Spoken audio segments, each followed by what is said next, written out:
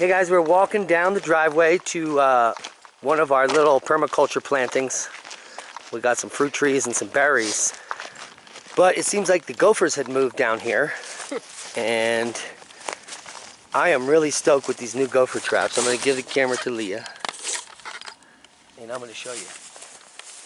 First of all, what they look like. Now I've been used to these Victors. I'm sure everyone out there knows what those Victor traps look like. And there you go. But what I want to talk about is this new contraption. It's called the DK1. It just came on the market, I think. And when you get them shipped to you, I just put them in the store, so there'll be a link below here. When you get them shipped to you, they're locked. So I'm going to show you how to set this in just a second, and that's the lock. But before we get there, I had 3 gopher hills here. Boom, boom, boom. I dug them out, and I trapped this one, and the DK1 worked like a charm.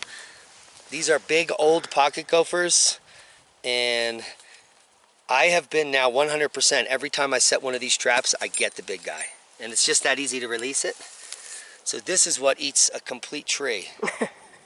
And then all you're left with is a tree sitting in a hole, the upper part of the tree. Or sometimes they just pull the whole tree down into the hole. Yeah, the small ones, you'll watch the tree go down into the ground. This is an extremely strong trap. Super spring loaded, so you don't get any misses. But you have to know how to set it correctly or you'll cut your hand off.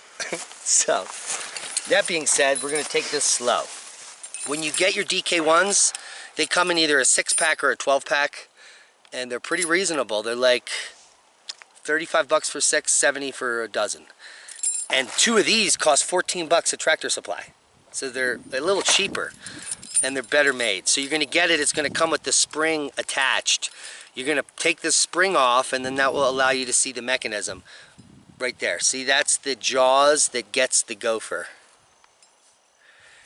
And so you want that open, and then we'll spring load it. Once you open it, there's this flap here, and that comes right on top to keep it open. Then you have the flange or the trip wire.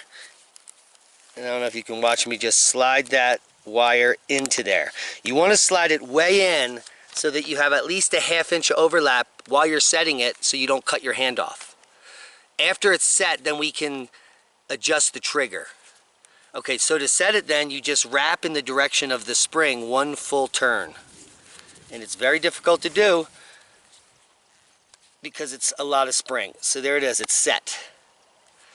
Now we can adjust the trigger here, and what you want to do is get the least amount of wire onto this. And the gopher comes in this way in the hole, so he's going to hit this. So you need that directly in line with the opening. Double U's, see that? And so I'm going to adjust this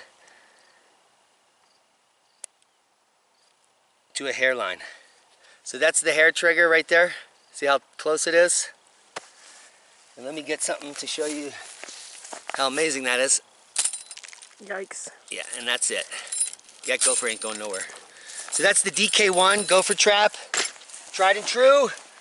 And we have now almost officially cleared the permaculture orchard here of gophers. And you see the cats don't want it. The dog doesn't want the gopher. It's been out here. So thanks for watching. Get yourself some DK1s. Links will be below.